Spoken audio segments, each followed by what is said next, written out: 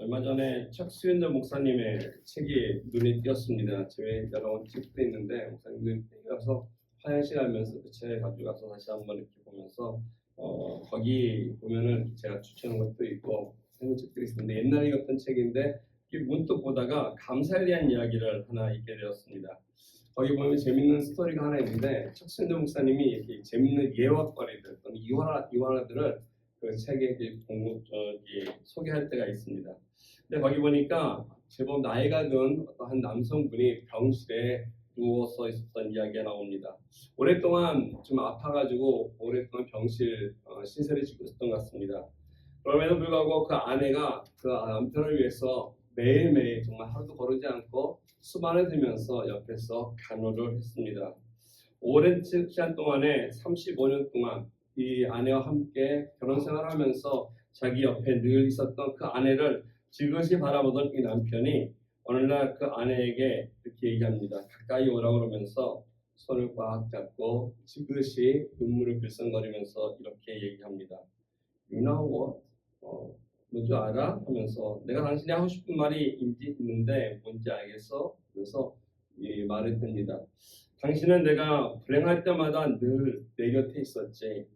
내가 직장을 잃었을 때도 함께 있고 내가 사업에 망했을 때도 함께 있었고 또 내가 총에 맞았을 때도 내 곁에 있었고 내가 집을 잃어버렸을 때도 나와 함께 있었어.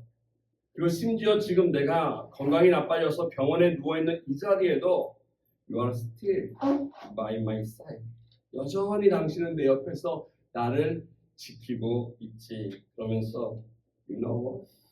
당신 뭔지 알아? 내가 하고 싶은 말이 뭔지 알아? 하면서 손을 받치면서 쭉 얘기하니까 아내가 고개 끄덕끄덕하면서 해보라고 남편한테 해보라고 합니다. 내 남편이 이렇게 얘기합니다. 당신이 함께 있는 곳, 나와 함께 있을 때마다를 가만히 생각해 보니까 나의 불행이 있었던 때마다 당신이 나와 함께 있었어. 나의 인생의 불행은 당신과의 만남이었던 것 같아. 하면서 You are my bad luck. 그런 말을 했다고 합니다. 35년 동안 함께 정말 힘든 어려운 시기를 같이 했던 아내한테 할 말은 아니죠. 할 말은 아니죠. 자기의 불행이 그녀의 탓이라고 들렸다고 하는 거. 무슨 마음인지 모르겠으나 이와 같은 사람은 없을 거라고 생각합니다. 그럼에도 불구하고 오늘날 많은 사람들이 인생을 살아가면서 엮여 있는 관계 속에서 자기에게 어렵고 힘든 일이 있을 때 왜 내가 힘들까? 왜 내가 불행할까? 왜 내가 이렇게 어려울까를 자기 자신을 돌아보지 않고 왜 누구 때문에 이렇게 됐을까를 생각해놓은 케이스가 많다는 것입니다. 맺어진 관계에 대해서 감사하지 아니하고 오히려 거기에 대해서 불평하며 불만을 품는 이런 인생들을 살아가는 사람들이 종종 우리 주변에 혹시 있지 않나 생각이 됩니다. 우리는 누구와 살든지 간에 함께 걸어가는 인생 속에서 감사하는 마음이 있어야 할 것입니다. 뿐만 아니라 맺어진 그 관계들을 아름답게 그리고 돈독히 건강하게 유지하며 지켜나가기에 힘쓰는 그런 자세의 마음이 있어야 할 것입니다. 왜냐하면 그 관계를 우리가 소홀히 하거나 함부로 다룬다면 그 관계가 아파지고 또 그 관계 속에 금이 가고 그것이 깨어지게 된다면 우리에게 있어서 소중하고 귀한 사람들을 우리 삶 속에서 잃어버리는 일들이 주어지기 때문에 그렇습니다. 여러분 삶 속에서 기억하실 때 우리가 가장 중요하게 여겨지는 것이 많을 것입니다. 그런데 많은 사람들이 그 중요한 것 가운데서 잊고 살아가는 것이 있다면 바로 이 관계성이라는 것입니다. 나와 맺어지는 이런 관계들은 그냥 우연히 주어지는 것이겠지, 지나면서 만난 사람들이겠지 하면서 여기에 대한 것을 우리가 별로 이렇게 집중하지 아니하고 중요시 여기지 않고 살아가는 것이 아닌가 생각됩니다. 그런데 우리들의 인생을 가만히 보면 수많은 사람들과의 만남과 헤어짐과 맺어져 있는 관계로서 우리들의 인생이 주어져 있지 않나 생각이 됩니다. 일평생 동안 살면서 우리들은 굉장히 많은 사람들을 만나면서 우리들의 인생의 한 스텝 한 스텝들을 만들어가고 있다라고 생각이 됩니다. 이런 측면에서 정말 우리가 행복하고 정말 성공자로서 또는 많은 사람 앞에 부러움 없이 살 수 있는 그러한 인생이 되기 위한다면은 내가 맺고 있는 이런 관계들, 같이 함께하고 있는 많은 사람들과의 이런 릴레이션십을 다시 한번 우리는 점검해 봐야 할 것입니다. 이 관계에 실패하게 되면 아무리 많은 것을 가진다 할지라도, 많은 것을 소유한다 할지라도 이 관계로 인해서 나에게 아픔이 주어지고 나에게 행복이 잃어버리게 되는, 행복할 수 없는 삶의 어려움을 당하게 되는 그런 인생이 될 수도 있기 때문에 그렇습니다. 이런 면에서 우리가 물어야 할 질문이 하나 있다면 이것입니다. 내가 이 땅에 이제는 예수 믿는 크리스천으로서, 내가 하나님의 자녀로서 살아가면서 만나는 많은 사람들이 있는데, 또 만났던 많은 과거의 사람들이 있는데, 그들과의 관계를 나는 어떻게 하면은 좀 더 아름답게, 좀 더 건강하게, 바르게 맺으며 유지하며 살아가려면 무엇이 필요할까라는 질문이 아닌가 생각됩니다. 우리 마음속에는 내가 예수를 믿기 때문에 우리 마음속에는 다른 것이 아니라 예수 그리스도가 계시다고 우리는 믿습니다. 내 심령 속에는 예수님이 계십니다. 세상 사람들이 살아가는 삶의 모습과 그들이 맺어가는 인간관계와는 좀 차원이 다르다는 것입니다. 그들은 이 세상 속에서 많은 이해관계 속에서 그들의 유익을 위해서 관계를 맺기도 하고 끊기도 하고 또 헤어지기도 하면서 살아가지만은, 그래서 사람들이 고통도 받고 아픔도 있고 또 배신도 당하는 어려움이 있지만, 우리 안에는, 적어도 내 안에는 예수 그리스도, 부활하신 예수 그리스도께서 살아오고 계시기 때문에 예수 그리스도의 그 사랑으로 우리가 회복된 자이기 때문에 그와 더불어서 사람들을 대하고 내가 대하는 관계 맺는 사람들 향해서 나 또한 그리스도의 사랑으로 대할 때에 많은 사람들을 품을 수 있고 그 사람과의 관계를 유지하면서 건강하게 나가면서 함께 더불어 하나님의 뜻도 이루고 나라도 이루며 살아갈 수 있게 된다는 것입니다. 어떻게 해야만이 우리가 이와 같은 관계성을 예수님 안에서 아름답게 만들어갈 수 있는지, 오늘 사도 바울이 쓰신 이 로마서 마지막 편에 수많은 열거된 이름들 통해서 그가 누려왔던 이 관계 축복을 함께 보면서 함께 은혜를 나누기 원합니다. 지난주에 이어서 우리가 바울의 오늘 명단에 보면은 더 많은 사람들을 소개하고 있습니다. 지난주에 제가 한 3분을 소개해드렸는데 오늘은 참으로 많은 사람들을 있는데, 여기 있는 분들 쭉 읽으시면서 몇 분이나 여러분들이 머릿속에 알고 계십니까? 혹 성경의 다른 곳을 읽으시면서 발견되었던, 만났던 분들이 혹 계신지 모르겠습니다. 많은 분들은 본문을 읽으면서 참 많은 사람들을 바울이 여기서 열거하고 있다, 많은 사람들에게 인사를 나누고 있다면서 지루해하기도 하는 사람들도 있다고 합니다. 근데 여기 있는 많은 사람들이 있는데 지루한 이유는 뭐냐면 우리가 이들을 알지 못하기 때문에 그렇습니다. 우리가 영화가 끝나고 나서 맨 마지막에 이렇게 크레딧이 쭉 올라서 수많은 이름들이 올라가지 않습니까? 제가 그 크레딧을 유일히 살펴본 적이 한 적이 있습니다. 끝까지. 언제냐면 우리 성찬이가 영상을 찍어서 어딘가 제출했을 때 성찬이 이름이 나오는지 안 나오는지 보느냐. 왜 그럴까요? 관심이죠.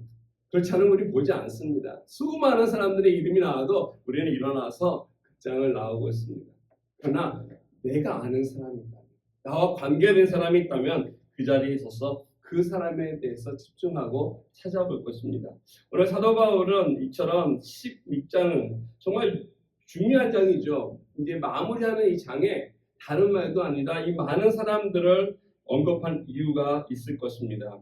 한 3가지 이유를 제가 말씀드리고자 하는데, 첫 번째는 아마 이 사람들을 통해서 그가 표현하고 싶었던 것은 감사라는 것입니다. 오늘 말씀 보면 참 감사하다는 말이 참 많습니다. 왜냐하면 이런 사람들은 다른 사람들에게, 많은 사람들에게 알려지지 않았습니다. 왜? 우리들이 알지 못하지 않습니까? 성경을 읽어도 다른 곳에 이 사람들의 이름이 나오지 않기 때문에 여기에 기록이 되지 않았다면 우리는 결단코 이 사람들이 누군지 알 수 없었을 것입니다. 분명히 이들은 바울과 함께 복음을 전하면서 여러 가지 모습으로 수고하고 헌신하고 함께 삶을 나눴던 그런 사람들이었을 것입니다. 그들에게 바울은 나름대로 깊은 감사를 표현하고 싶었던 것입니다. 두 번째 이유가 있다면은 이들을 바울이 기억하고 있다는 것입니다. 내가 여러분들을 기억하고 있습니다. 잊지 않고 있습니다. 오늘 본문 속에 이름을 기록해 놓음으로써 인해 바울뿐만이 아니라 이 서신을 읽고 있는, 그리고 오고 오는 많은 세대 사람들에게도 이 이름이 잊혀지지 않고 그들 마음속에 새겨지기를 바울은 혹 기대하지 않았을까 생각됩니다.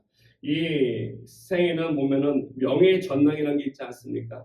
각 분야에서 공을 세우고 그래서 위대하고 얼마 전에도 노벨상 때문에 트럼프가 자기가 받고 싶다고 평화상을 요구했지만은 올라가지 못했지만 그런 명예의 전당에 이름이 올라간다는 거 얼마나 영광스럽고 명예롭지 않습니까? 오늘날 많은 사람들은 이렇게 자기의 공을 자기가 행한 일들을 기억해 주기를 바라고 있습니다. 유능한 사람들에게 박수치는 것을 원하는데 오늘 하나님 나라를 위해서는 약간 다르다는 것입니다. 바울은 그럼에도 불구하고 주를 위해서 복음을 전하고 수고하고 알게 모르게 헌신했던 이 사람들이 하나님 나라를 선포했던 그 수고를 기억해 주기를 바라는 마음이 있지 않았을까 생각합니다. 세 번째로 더 중요한 것은 이거라고 생각합니다. 이런 이유뿐만 아니라 바울의 마음에는 이 사람들을 소중히 여겼다는 것입니다. 관계죠.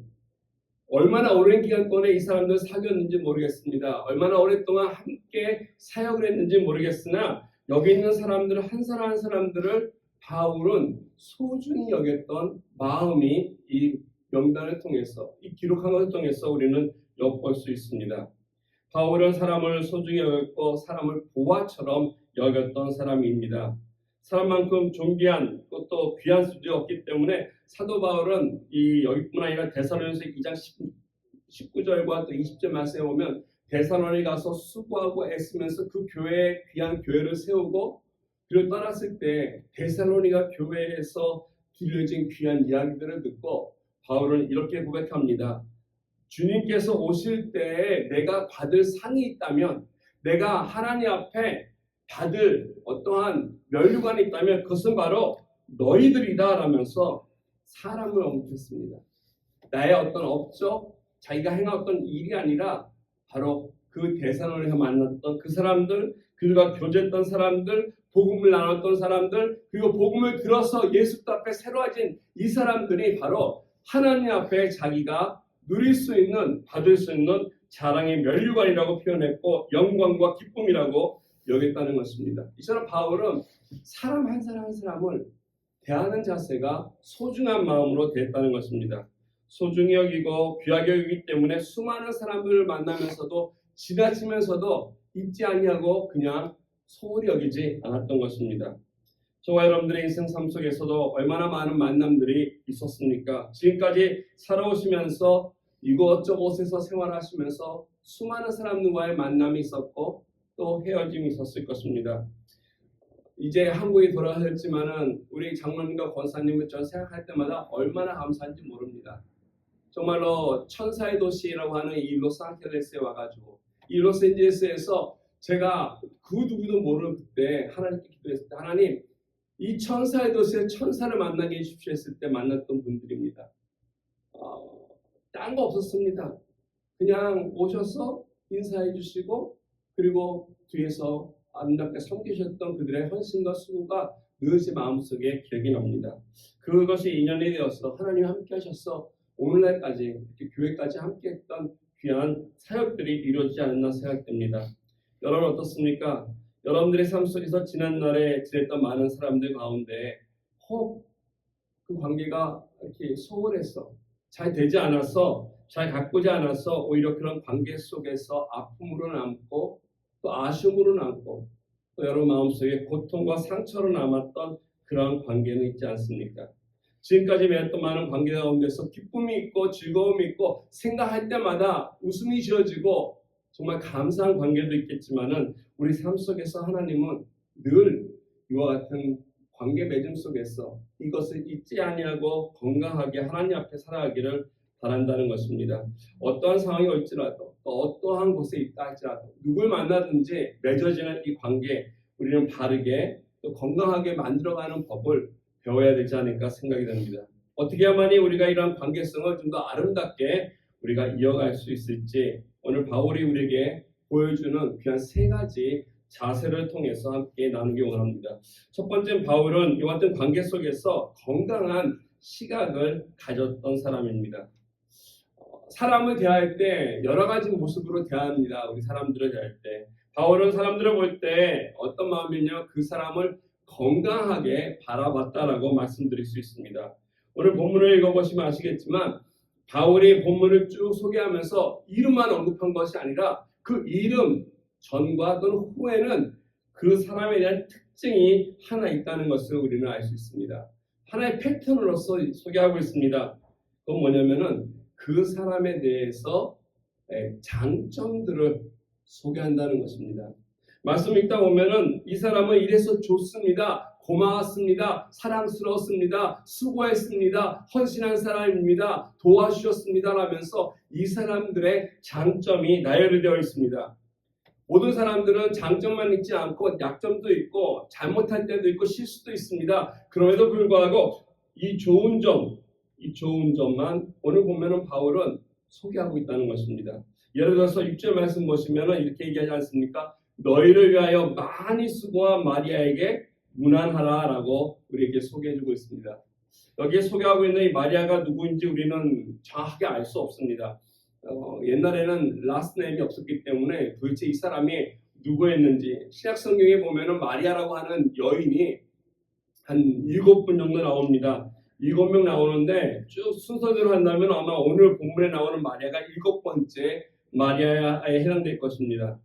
이분이 어떤 일을 하셨는지 어디 출신인지 우리는 아무것도 알 수 없습니다. 기록이 되지 않았습니다. 근데 한 가지 이분에 대해서 우리가 알 수 있는 것이 있다면은 오늘 이 표현이라는 것이죠. 무엇입니까? 너희를 위해서 많이 수고한 마리아.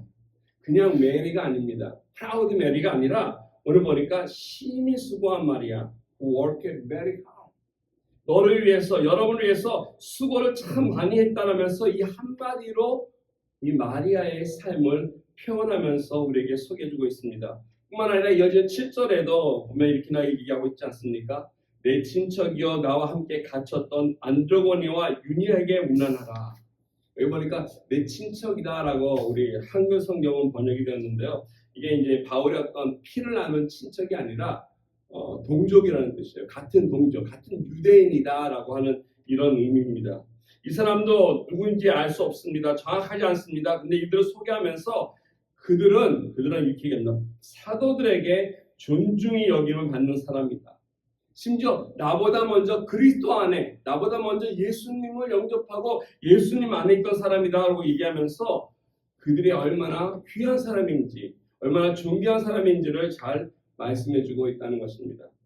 10절 말씀해 보시면 그리스도 안에서 인정함을 받은 아벨레에게 문안하라 얘기합니다. 그냥 아벨레라고 하면서 이름만을 언급한 것이 아니라 그리스도 안에서 인정함을 받았다라고 하는 이 아벨레. 그 외에도 12절에 보면은 수고한 드루베나 많이 수고하고 사랑하는 버시, 여기 보면은 다 한 사람 한 사람 앞에 어떠한 장점들과 좋은 점들을 열거하면서 이 사람들을 우리에게 소개하고 기록해 놓은 것을 볼 수 있습니다. 저는 이것이 바로 건강한 시각이라고 생각이 됩니다. 여러분도 어떻습니까? 여러분들 누구를 소개할 때, 누구를 또 바라볼 때, 누구를 만났을 때 어떠한 시각으로, 어떠한 모습을 그 사람을 향해서 바라보고 기억하십니까? 어떠한 약점들, 또는 실수한 것들, 또 부족한 점들만이 혹시 여러분에게 남지 않습니까? 아니면은 그의 좋은 것들, 또 우리에게 유익한 것들, 아름다운 것들을 기억하면서 먼저 보고 계시는지요? 주님께서 우리에게 기대하시는 삶의 모양은 아마 장점일 것입니다. 좋은 것만을 보시지 않을까 생각합니다. 여러분과 저를 바라보는 주님의 모습도 마찬가지일 것입니다. 우리들의 부끄러운 모습, 누추한 모습, 추한 모습만 우리 주님 보신다면 얼마나 책망을 많이 하시고 얼마나 힘드시겠습니까? 그럼에도 불구하고 우리를 향해서는 아름답고 좋은 모습, 부족하지만 하나님께 나아가는 우리들 있는 그대로지만 하나님께 나오는 그 모습을 하나님 기뻐하시면서 긍정적으로 또 바로 아름답게 바라본다는 것입니다. 마음의 시선이 삐뚤어 있으면 많은 것을 삐딱하게 볼 수밖에 없다는 것입니다. 안경을 맞춘 지 한 1년이 된 것 같아요. 그래서 그런지 요즘에 물론 당뇨가 제가 있어서 그렇지만 또 제가 눈에 약간 좀 난시도 있습니다. 그래서 흐트러져 보여요. 난시는 사실 수정할 수는 없다고 합니다. 이 수정체 자체가 문제가 있기 때문에 수정체가 고르지 않아서 모든 게 흐려버리는 현상이기 때문에 아무리 딴을 고쳐도 수정체를 고치지 않는다면 모든 것이 삐딱하게 보이고 이렇게 흐려 보일 수밖에 없을 것입니다. 이처럼 우리들의 마음이 삐딱하다면, 우리 마음이 옳지 않다면, 뭔가 막혀서 울퉁불퉁하다면은 바라보는 많은 사람들 또한 내가 아무리 바르게 바라보려고 노력한다 할지라도 온전하게 볼 수 없을 것입니다. 이런 면에서 내가 하나님 앞에 살아가는 하나님의 사람으로 좀 더 건강한 시각으로 바르게 우리가 사람을 보려면은 근본적으로 우리가 건강을 회복해야 할 것입니다. 그러기 위해서는 우리 마음속에 있는 것들을 좀 우리가 해결할 것이 있는데, 솔직히 말씀드리면 그 근본 안에는 우리들의 죄라고 하는 것이 있다는 것입니다. 우리 마음속에 죄악이 있고 탐욕이 있습니다. 그래서 아무리 우리가 바르게 보려고 하더라도 그걸로 인해서 서운한 마음들, 상대방이 나에게 했던 실수와 오류들을 자꾸 이야기해서 흉을 잡고자 하는 이러한 마음들이 우리에게 있다는 것입니다. 그래서 옛날에 우리들의 마음을 보면은 어떤 사람을 가만히 볼 때 그 사람의 삐딱한 모습들, 그래서 왜곡되게 볼 수밖에 없다는 것이죠. 근데 내 마음에 예수님이 계시다면, 내 마음속에 예수님이 나의 안에 계셔서 내가 예수님을 통해 그 사람을 주님의 사랑하는 마음으로 대하고 나아가며 본다면은 우리들의 시각은 조금 더 다르게 볼 수 있을 것입니다. 조금 더 바르게 볼 수 있도록 교정이 될 것입니다. 이런 면에서 우리들의 마음이 삐뚤어져 있고 혹 깨져 있고 금이가 있다 하더라도 주님께서 우리의 마음을 장악해 주셔서 내 마음을 새롭게 하시는 그 과정 속에서 내가 상대방을 향해서 부정적이고 부끄럽고 누추하고 부족한 모습이 아니라 이런 것은 사랑으로 덮어가며 그의 장점과 아름다움과 좋은 점들을 기억하게 할 수 있도록 우리들의 시각을 건강하게 또 바르게 해서 관계가 하나님 앞에 아름다운 열매를 맺을 수 있도록 인도해 가신다는 것입니다. 이처럼 우리가 누구를 향해 바라볼 때 내가 지금까지 바라봤던 많은 사람들 속에 혹 과거의 관계나 지금에 있는 관계 속에 어떻게 그들을 바라보고 계시는지, 내 아이눈으로 봤다면 이제는 예수 그리스도의 사랑을 통해서 다시 건강한 눈으로 회복할 수 있는 은혜와 축복이 여러분에게 주어지길 바라겠습니다. 두 번째로 우리가 그들과의 관계가 건강하고 또 아름다운 관계에 맺어 나가려면은 우리들의 마음 속에 있는 장벽이 깨뜨려져야 할 것입니다. 뭔가 막고 있는 것이 있다면 소통이 되지 않는 것이죠. 관계가 원만치 않은 것입니다. 그래서 가고 오고 하면서 이렇게 관계를 맺으면서 서로 알아가고 서로 이렇게 성장해야 하는데 그러지 못할 때가 많은데, 오늘 나열된 이름들 가만히 보면은 이 사람들이 어떤 사람이었기에 바울과 소통할 수 있었고 함께 할 수 있었나를 한번 본다면은 우리는 놀라지 않을 수 없을 것입니다. 오늘 본문 속에 나열된 이름 가운데 보면요, 우리는 이렇게 번역된 것이 잘 모르나 이 이름을 딱 봤을 때 혹 여기에 개똥이 혹 여기에다 이름이 그런 우리 옛날에 이 막 불렀던 노예나 머슴들의 이름들이 있다면 여러분 딱 보면서 금방 알아챘을 것입니다. 아, 이 사람은 이거는 저가 종이야 종. 이 사람은 하인이야 하인. 이 사람은 양반이야 이분 양반이야. 우리는 구분할 수 있었을 것입니다. 이처럼 여기 이름에 가만히 보면 많은 분들의 이름이 노예 신분이나 또는 노예 출신이었다는 것을 발견할 수 있다는 것입니다.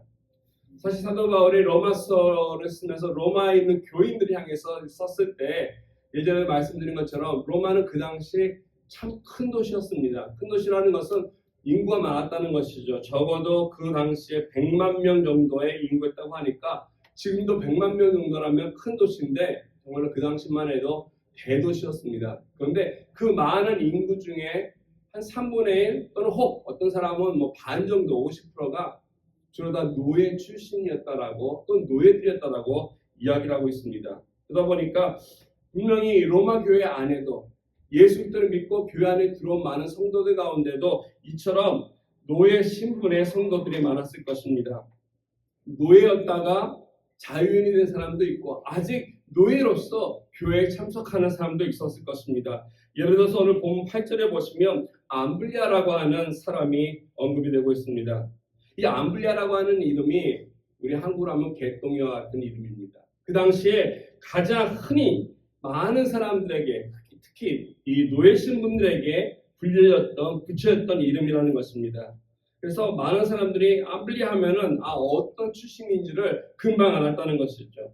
9절 말씀에 보면 우르바노라고 하는 이름이 나오고 있습니다. 우르바노라고 하는 이 이름에서 보면 파생된 단어이 어르바인, 즉 도시라는 뜻인데요. 이것도 어떤 개인의 이름이 아니라는 것입니다. 이 역시 노예의 이름이었습니다. 이와 같이 노예 출신의 이름들, 이와 같은 사람들을 바울이 알고 있었고 이런 사람들과 관계를 맺고 있었다는 것을 보면 놀랍지 않습니까? 바울은 귀한 사람들, 지식인들, 또 반듯한 사람들, 이런 사람들과 관계를 했던 것이 아니라 바울은 사회 속에 다양한 사람들 속에서도 이처럼 어렵고 힘들고 또 외면되거나 혹 많은 사람들이 멸시하는 하층 계급의 사람들과도 그는 소중히 그들을 여기며 관계 맺으면서 오늘 본문에서 그들을 향해서 뭐라 얘기하냐면 같은 동역자다라고 그들을 세웠습니다. 쉽게 표현하면은 사도 바울은 사회에 그 당시에 어떤 계급이 있었다면 그 계급의 장벽을 그는 깨뜨렸다는 것입니다. 뿐만 아니라 10절 말씀에 보면은 그리스도 안에서 인정함을 받은 아벨레에게라고 하면서 아벨레를 소개하고 있는데 그 특히 특징이 하나 있습니다. 아리스토블러스의 권속에게 문안하라라고 그는 밝히고 있다는 것이죠.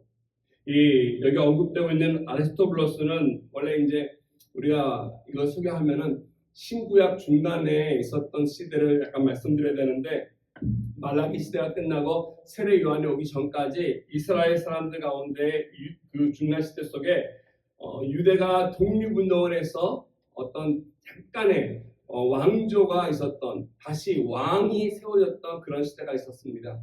그때 있었던 그 왕조가 헤스모니아 왕조인데 이 헤스모니아 왕조 중에 한 사람이 바로 아리스토블러스입니다. 즉 이 헤스모니아 왕족 중에 해당된 사람들, 이 아리스토블러스 1세가 그 당시 갈릴리 지역을 병합하고 자기가 왕으로서 군림하면서 이 이스라엘을 그 당시 유대를 통치했던 그런 사람들이었다는 것이죠. 그 아리스토블러스가 말하는 이 왕인데 바로 이 이름 안에서 나온 왕이 누구냐면 그 가운데 후손이 헤롯이 있습니다. 우리가 알고 있는 헤롯. 이 헤롯을 얘기할 때 많은 사람들이 헤스모니아 왕조라고 이렇게 얘기하는데 이 헤롯인데 이 헤롯의 손자가 누구냐면 아그리파 1세라고 하는 헤롯입니다. 이 사람이 바로 사도행전 2장에 나와 보면은 그 핍박의 바람을 일으켰던 그래서 베드로와 야고보를 잡아다가 야고보를 순교시켰던 목을 쥐었던 사람이 바로 이 헤롯 왕입니다. 그리고 베드로만을 죽이려고 했던 사건 여러분 잘 기억하실 것입니다.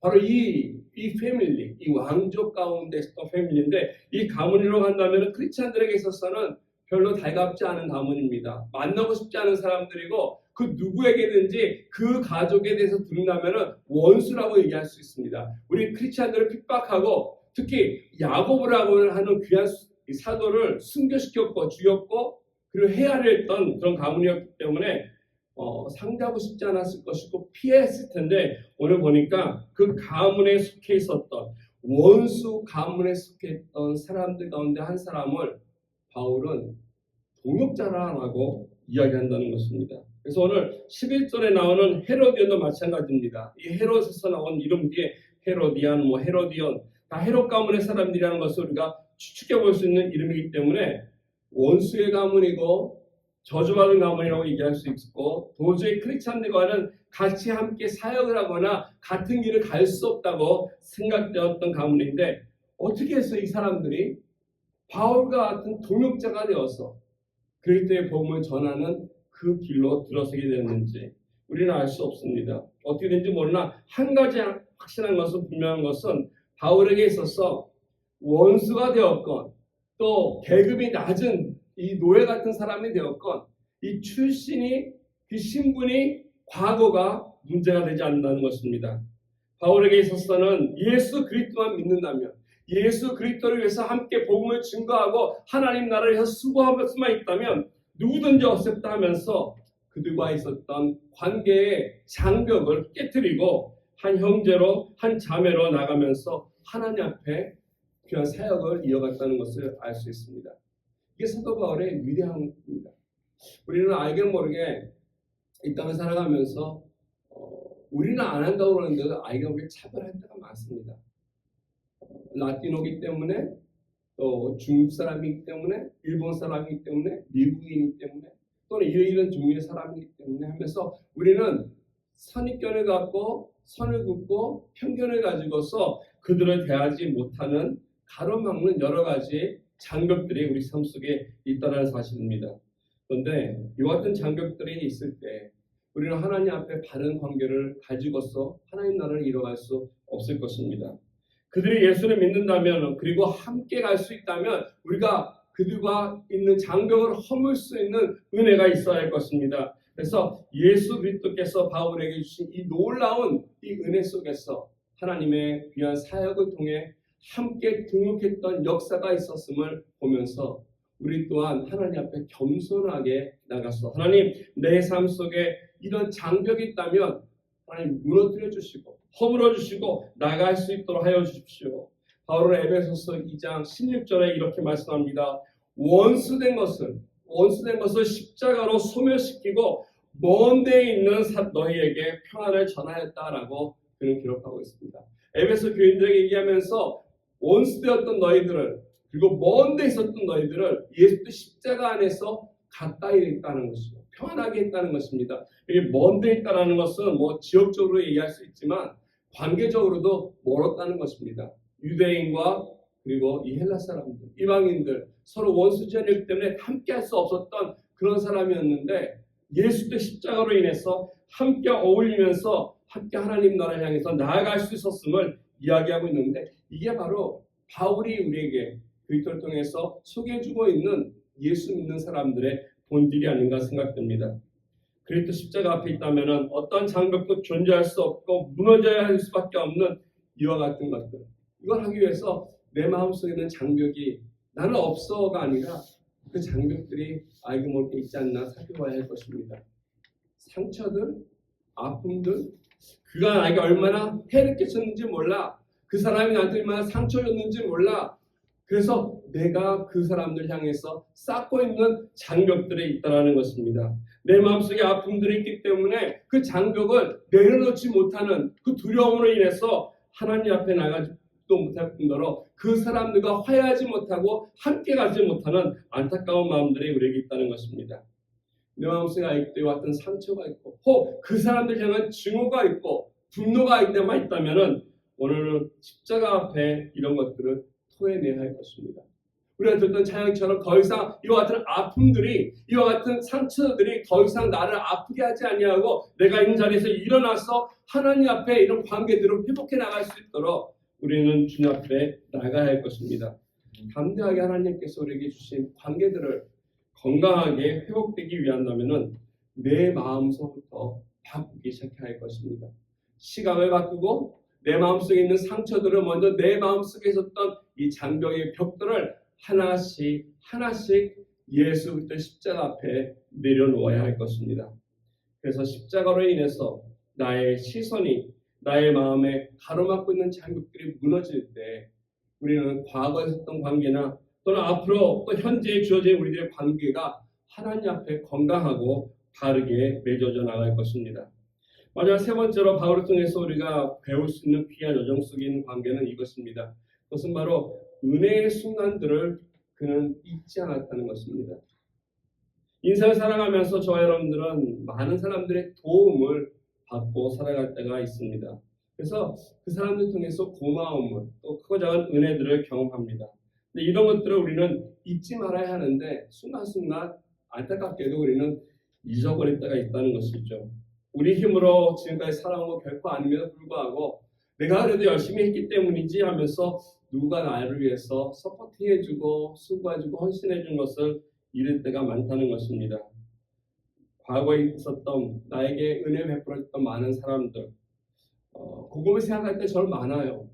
왜냐하면 미국에 올 때 가방 2개, LA 올 때 진짜 가방 딱 2개 하나 들고 왔는데 그리고 주머니에 200불 딱 갖고 왔는데 그리고 생각하면 가만히 돌아보면 내가 갖고 있는 게 너무 많아졌어요. 근데 이것이 그냥 주어진 것이 아니라 수많은 사람들의 헌신과 또 사랑이 같이 이어서 지금 오늘 내가 누리고 있는 것이 아닌가 하면서 이 관계 속에서 주어진 은혜들을 생각할 때가 있습니다. 오늘 본문 13절 보시면 사도 바울이 그랬던 것 같아요. 그가 받았던 그 과거의 은혜를 그는 잊지 않고 오늘 언급하고 있습니다. 13절 보니까 주 안에서 택하심을 입은 루포와 그의 어머니에게 문안하라 얘기하면서 그의 어머니는 곧 내 어머니라 라고 그는 밝히고 있습니다. 여기 루포라고 하는 사람이 나오고 그 루포의 어머니를 나의 어머니라고 바울은 이야기하고 있는데 어떻게 된 일일까 우리 생각해 볼 수 있습니다. 사실 이 본문만을 보고서는 우리가 무슨 내용이 무슨 스토리가 뒤에 있었는지 알 수 없습니다.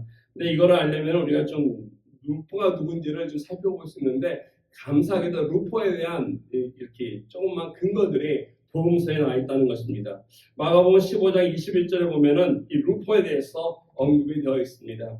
마침 알렉산더와 루포의 아버지인 구레네 사람 시몬이 시골로부터 와서 지나가는데 그들이 그를 억지로 같이 가게 하여 예수의 십자가를 지우게 되었다라고 마가는 기록해 주고 있습니다. 여기 마가복음 15장 21절에 있는 이 루포라고 하는 사람이 여기 아들이 누구냐면 바로 구레네 시몬의 아들이다라고 마가는 소개해 주고 있습니다. 이 구레네 시몬이 누군가 그러면 살펴볼 수 있는데 말씀에 의하면 시골에서 올라온 사람이다 얘기합니다. 아무래도 이 구레네라고 하는 지역에 살고 있었던 이 시몬이라고 하는 자가 자기 아들들을 데리고 또는 식구들과 함께 예루살렘을 방문했던 것 같습니다. 왜 그렇습니까? 그 당시가 바로 유월절이었기 때문에 유월절을 지내기 위해서 이 시몬이라는 자가 자기 가족과 함께 구레네라고 있는 다른 지역에 있다가 시골에서 올라온 것입니다. 올라와서 있는데 많은 사람들이 웅성웅성하고 군중들이 모입니다. 듣기로는 예수라고 하는 자에 대한 이야기도 들립니다. 저자가 하나님의 아들이다라고 했다 하면서 여러 가지 이야기들이 있는데 바로 그 순간에 지나가는 그 길에 로마 병정이 야 너 나와 그러면서 구경하고 있었던 시몬을 향해서 그를 붙들고 예수님이 지고 하던 그 십자가를 억지로 지게끔 해서 갈보리 산까지 가게 했다는 것입니다. 본인의 의사와 상관없이 본인의 의지와 상관없이 졸지에 구경하러 나왔다가 군중들에 있다가 로마 군인에 의해서 끌려서 아무도 몰랐던 자신이 알 수 없던 예수라고 하는 자의 십자가를 대신 지고 올라갔기에 얼마나 황당했겠습니까? 아마 불평하고 욕하고 그랬을 것입니다. 오늘 괜히 나왔다. 참 재수 없는 날이다.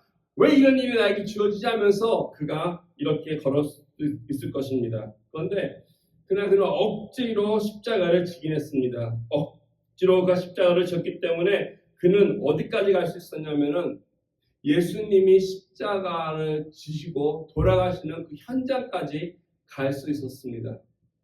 제자들은 그 자리에 없었습니다. 가까이 있던 제자들은 다 도망가고 없었고 몇몇 여인들이 멀리서 지켜보고 있었고 십자가에 처형을 하는 그 자리에는 로마 군인 외에는 가지 못했는데 누가 갈 수 있으면 이 시몬이라는 자가 그 자리에 있었다는 것이죠. 왜요? 예수님의 십자가를 그가 대신 지고 가고 있었기 때문에 가서 예수님의 십자가에 못이 박히는 것을 그가 보았고 처형당하는 모습을 그가 보았습니다. 얼마나 많은 사람들이 그 모습을 보면서 아픔해하면서 힘들어했을까?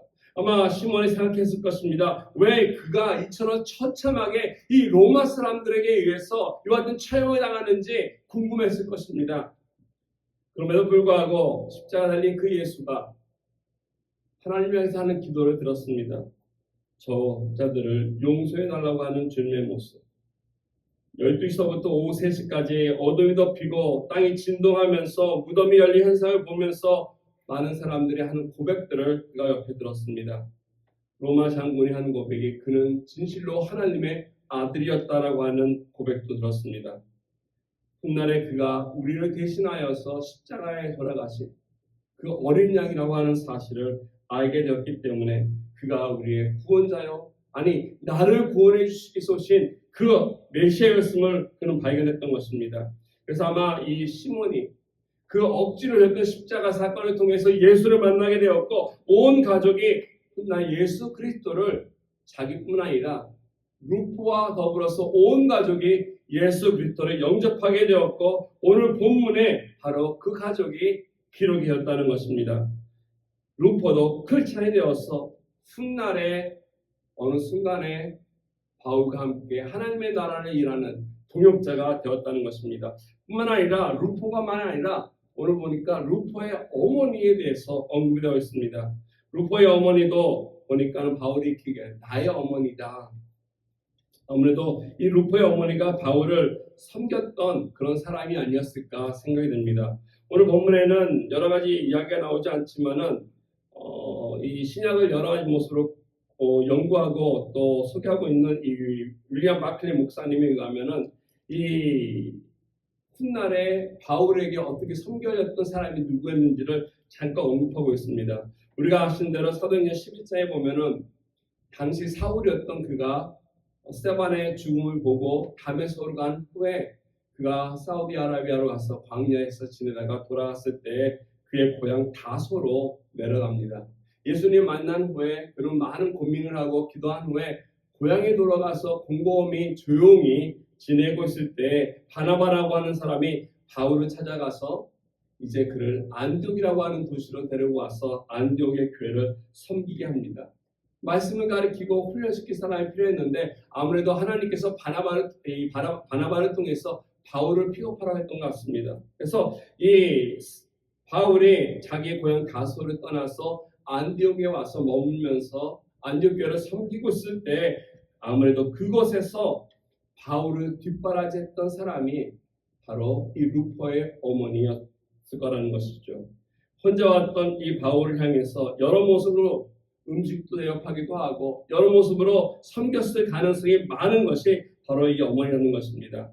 그래서 우리가 알다시피 사도행전 13장 1절을 보게 되면 이 안디옥 교회에 여러 리더들을 섬겼던 사람들을 언급하는데 거기 보면 이런 사람이 있습니다. 니게르라고 하는 신문이 거기 나오고 있는데 이 니게르라고 하는 말이 바로 니그로입니다. 저 흑인이라는 건데 이 니그로 저 구레네라고 하는 지역이 바로 아프리카 쪽에 있는 것인데 아무래도 시몬이라고 하는 자가 흑인이었을 가능성이 높다는 것이죠. 이 니게로 시몬이라고 하는 이 사람이 마가복음에 나와 있는 이 바로 구레네 사람 시몬이었을 가능성이 높다라고 이야기합니다. 정확한 것은 아니지만 여러 가지 모습으로 그곳에서 함께 섬겼을 때 이 시몬도 만나고 루포도 만나고 아울러서 그의 어머니를 통해서 섬김을 받았던 이 바울은 자기를 챙겨주고 아껴주고 헌신스럽게 수고해왔던 이 루포의 가정을 특히 그 어머니를 잊지 않았다는 것입니다. 기억하면서 얘기하기에 She's my mother. 그녀는 나의 어머니다 라고 이야기했다는 것이죠. 바울의 마음속에 그분을 향한 사랑이 담겨 있었고 베풀었던 받은 은혜가 있었다는 것입니다. 저 여러분들의 삶 속에도 분명히 같은 은혜를 베풀어 주신 분들이 있을 것입니다. 우리 인생을 살아오면서 크고 작은 많은 은혜 받은 사람들 또 여러분들이 누군가를 분명히 섬겨주셨을 것이고 여러분들이 누군가를 도와주셨을 것이고 길을 열어주셨을 것입니다. 또 누군가 우리들에게 또 그렇게 했기 때문에 여기까지 오늘날 우리가 있지 않았을까 생각이 듭니다. 우리 삶 속에서 이처럼 중요한 것이 있다면 같은 하나님 나라를 향해서 나갈 때 맺어주는 관계라는 것입니다. 이와 같은 관계 속에서 내가 아무리 많은 것을 지금 소유하고 있다 할지라도 누리고 있다 할지라도 이 관계가 불안하고 건강하지 않는다면 우리는 행복할 수 없을 거고 하나님 앞에 다른 열매를 우리 인생 가운데 맺을 수 없을 것입니다. 누굴 만나든지 만나는 그 사람을 귀하게 여기는 마음을 배워야 할 것입니다. 왜냐하면 우리를 사랑하시는 하나님이 우리를 귀하게 대해주시기 때문에 그렇습니다. 저 여러분들 향하신 하나님의 사랑이 우리가 잘났기 때문도 아니고 우리가 뭔가 많이 겪기 때문이 아니라 그냥 우리 자체를 향해서 사랑스럽게 하시고 존귀하게 하시고 그 이상 무엇과도 바꿀 수 없는 존귀한 자로 우리에게 대해주시기 때문에 오늘날 우리가 주님을 믿고 살아간다면 그 예수도 내가 모시고 살아간다면 우리 또한 나를 돕고 있는 많은 주변에 있는 사람들 함께 더불어 살아가는 사람들 향해서 우리 인생 여정 속에서 경히 여기는 것이 아니라 한 사람 한 사람을 우리가 소중히 여기고 판단하는 것이 아니라 그를 섬기고 존중할 줄 아는 이와 같은 아름다운 관계를 통해서 영광 돌리며 나가야 할 것입니다. 오늘 예배드리는 여러분들 마음속에 혹 건강치 않았던 시각이 있다면 그리스도의 사랑으로 교정받기 바랍니다. 여러분 마음속에 남아있는 장벽이 있다면 주님의 귀한 사랑으로 그 장벽이 십자가 앞에 내려놓기 바랍니다. 혹 여러분 마음속에 기억이 되는 은혜가 있다면 하나님 앞에 감사함으로 나와서 하나님 앞에 그것을 회복되며 그걸 통해서 영광 돌릴 수 있는 저 여러분 되기를 바라겠습니다. 우리 같이 기도하기 원합니다. 우리 기도할 때 이와 같은 귀한 사랑을 받았는데 이 사랑 속에서 하나님 내가 갖고 있는 지금 시각이 어떤지요? 내가 바라보는 사람들 어떻게 바라보고 있는지요? 내 마음속에 있는 아픔들 또 상처들 또 분노와 증오심들 해결되지 않은 관계들이 있는데 어떻게 해결되겠습니까? 하나님 앞에 이 시간 십자가에 내려놓으면서 나갈 때 과거에 있던 것든 또 지금이던 하나님 깨트려 주시고 회복시켜 달라고 이 시간 주님께 기도하며 나가겠습니다. 기도드리겠습니다.